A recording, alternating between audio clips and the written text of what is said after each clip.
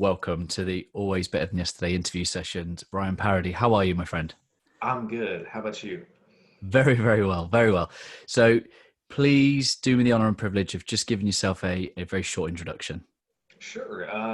Bryan Parady, about to be 35 years old, married to beautiful wife for 9 years, two young daughters, ages 7 and 3, couple fur babies as well. And I got into fitness about 10 years ago and really taken that on full force. So it's kind of a little bit, I'm a huge Lord of the Rings nerd. So. And talking about your wife, we share a wedding anniversary. Not only the anniversary, but the date of the marriage as well, which was pretty cool to see that come up on the timelines. Wow, that's awesome. That's awesome. So congratulations on Likewise. last. Yeah. Talk to me about Bones2Bulk. Talk to me about the story, the evolution, where it's come from. What's the backstory? Sure. So when I was, into my early 20s, I was a twig. I weighed 118 pounds. I literally was skin and bones, could not put on any weight to save my life. I ate terrible. I'd literally sit down and down like an entire half gallon of ice cream in one sitting.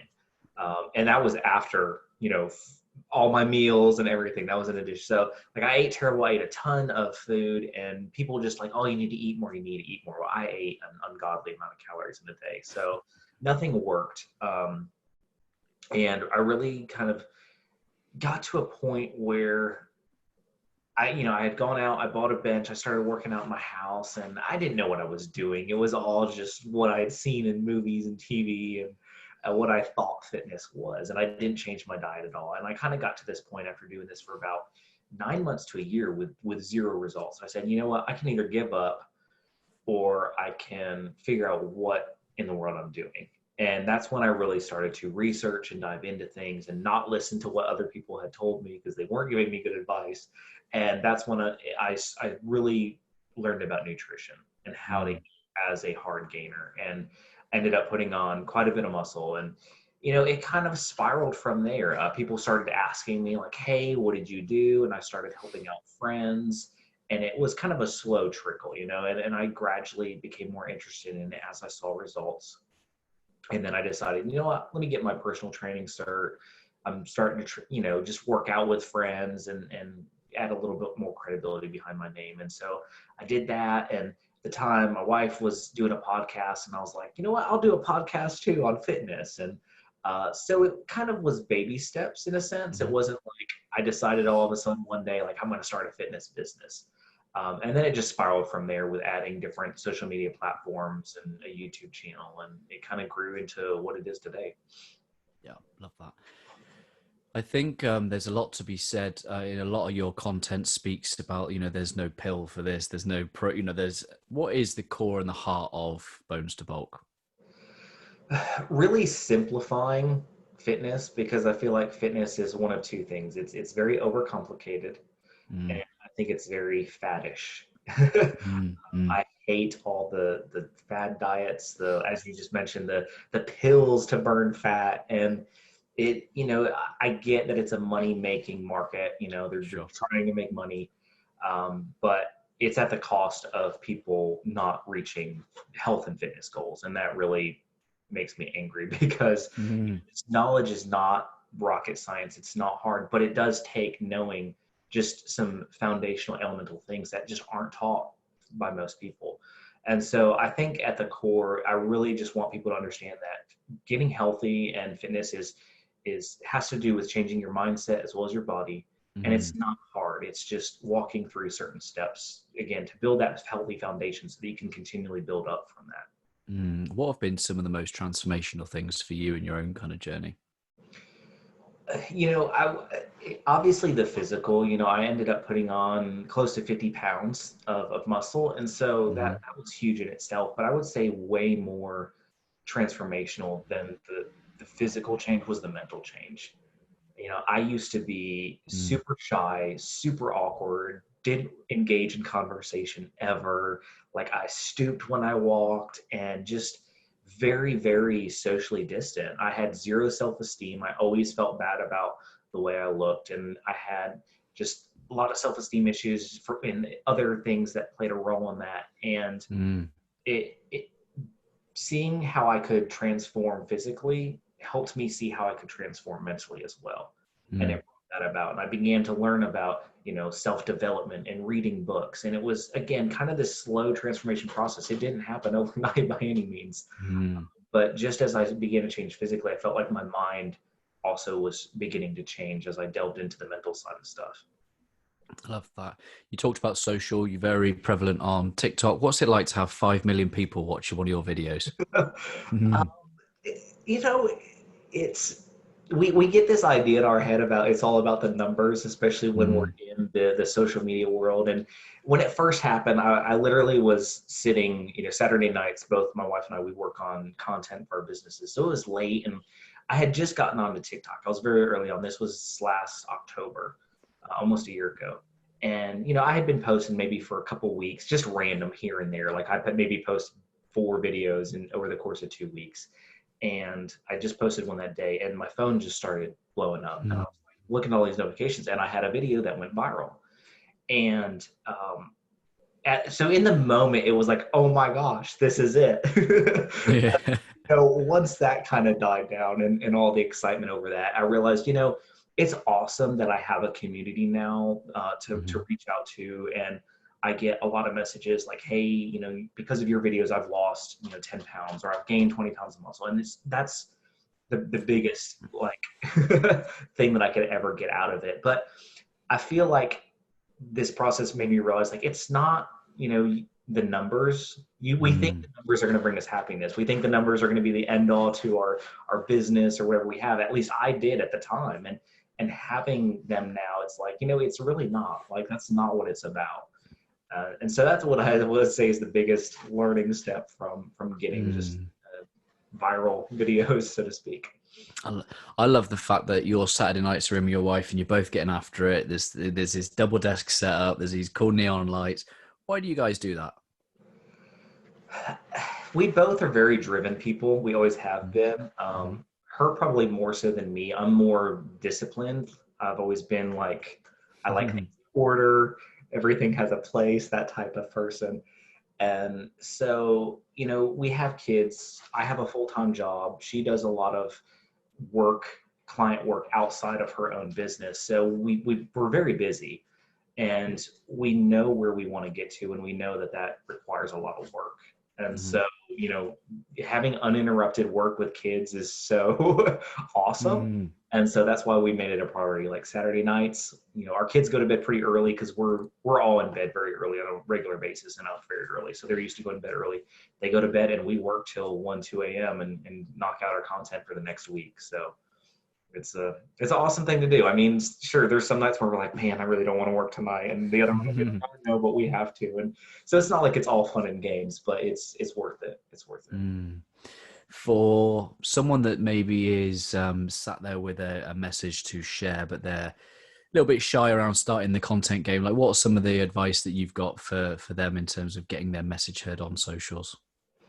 Consistency and being yourself. I mean, we think that we have to, I think, and I was guilty of this a lot early on, putting on kind of an air. We want to look bigger than we are. We want to feel like we have all the knowledge. But people are, I think, tired of the plastic, so to speak, look of everything being perfect. And especially in the fitness world, I always call it the IG fitness. It's like everything's perfect and it's just not realistic. And so I think people, when they see someone who is just being themselves and providing the value and being their quirky self, like that's a huge draw for people because it's like, I can relate to that person. And, maybe you have some, maybe you're into some weird thing. I don't know. Like I'm into Lord of the Rings and I know not everybody's into Lord of the Rings. And I've just recently become more comfortable in sharing that and expressing my nerdness when it comes to that. And people love that. And it's just those little things that make us who we are that I think really draws people to us. So I would say just be yourself and just put out content on a regular basis and don't be worried about if it's perfect or not. Cause that just, if you're waiting for your stuff to be perfect, it'll never happen. Yeah, true. I understand you have 4 mugs, all with the face of Dwayne Johnson. Like, what is it about Dwayne Johnson that you so admire? So, man, there's so many things. I don't really even know where the obsession started because I was never into wrestling and I didn't follow him Yeah, in his wrestling days. So it wasn't that. I think I started to get to know him as he became more of a public figure sure. and in movies. And I will be the first to admit, like, no offense towards Dwayne Johnson, but his movies are pretty terrible. Like, he has a few good ones. But I love his attitude. I think he's just such a positive person. And you never hear anything bad about him. Like, everybody, he always goes out of his way. I've seen so many videos just of him taking time out of sets to go talk to people who came and Mm, not even knowing if he would come out and things like that. And then his work ethic. I mean, yeah. the man does not sleep. He just works like a beast. And to be that positive and that kind and to work that hard, I don't know. I just admire him. Yeah. Love that. You talked a bit about your girls, and what do you hope that they see when they see both of you and Heather getting after it? That they can really build anything they want to build. I think, they're growing up in a very different age than we Mm, grew up in, with where I still had a landline phone and internet didn't even hit, till I was in my teens. And so, mm, you know, in some ways, I think that's good, and in some ways bad, because they're so used to the internet and they're so used to everything being at their disposal that sometimes I worry if they see the potential in it because it's such a mhm, normal mhm. thing. But that's the biggest thing. I think, work ethic and just seeing the capability, like, you really can create anything that you have an idea of with what we have available to us today if you put the work ethic behind it. Mm. You talked about having a podcast yourself. Like, I use my podcast just to have great conversations like this. Like the fact that you and I get to have a chat, and you're all the way over in America, and it's a selfish thing in the fact that I get to ask curious questions and I learn, and I love being able to share that with people. Yeah. Why did you start your podcast? Originally, I think it was just to reach more people. I don't think I had a clear vision when I started it, but now, Mm, as I've done it, it still is surprising to me when people contact me like, "Hey, I heard you talking about this on the podcast," because it's such a, you're doing it in your home and mm, you don't think about all the impact it has. But I really just want to try to be a voice to encourage the person who maybe has tried stuff and it failed because it was a fad, mm, phase, or the person who is struggling with insecurity like I did. And if I can be that one push, because I don't think I mentioned this, but Rocky is why I got into fitness in the mm. very first place. I watched the Rocky movies. I was like, Yeah. I'm going to get in shape. And that's when I went out and bought equipment and started working out to begin with. And if I hadn't had that push from that, I don't know if I ever Mm. would have gotten into it. Is And there a so, particular film, particular scene? oh man, all of them really. I think it was Rocky 3 that it hit. That's Yeah, always yeah. been my favorite movie. And I love the part where he hits his low point. He starts off low, he gets on this high, and he's on top of everything. And then he realizes, like, that he's gotten soft and he forgot, like, Mm, why he started to begin with. And then seeing that drive reawakened. I think that was even more powerful than seeing the rise in the beginning. So I just love mm. that whole sequence of him really fighting the inner demons. Cause I feel like a lot of my growing up, I was fighting a lot of inner demons. So I can really relate to that. I love that. My favorite's Rocky 4. My 4 is favorite good. song. We don't talk about Rocky 5, like we don't talk about that, but Rocky 3, yeah, nice. I'll have to check that one back out. It's really, yeah, I do love a good bit of Rocky. Yeah, for sure. What what do you think characterizes your mindset now? Oh, wow. That's a good question. I think a lot of it is constantly feeding the mind. Yeah, Um, yeah. whether it's through books or audiobooks, or shoot, I'll just have YouTube videos up and while I'm working, be listening. And I think it helps to have a variety of that, and even stuff that you don't necessarily agree with. At Mm, least mm, for me, it does, because I get more of a well-rounded sense of, okay, this is someone's belief because of this, and mm, rather than just discounting it like, oh, that's crazy that you believe that. Because when you start to, I think, really listen and understand where people are coming from who disagree with you or think differently, I think it really expands the mind a lot more. And I would say mm. another thing, and this is, I don't know if it's directly in relation to this, but about 8 years ago, my wife and I visited Guatemala. And it wasn't a fancy, like touristy vacation. We knew someone who was working at a school there in a very like normal city, and we kind of lived with her for 10 days, I think. And just we had to go buy her meat like off the ground in this market. And it was very like, you don't go out at night, and it's very realistic of like what life is like. And I mean, we saw kids literally scrounging through dumpsters to find food, and people with limbs that clearly had like gangrene, but there's no healthcare system over there hardly. And so I never forgot that, because it brought so much into perspective, because I still can be having a terrible day. And I think back to that and I'm like, my terrible day is like their dream.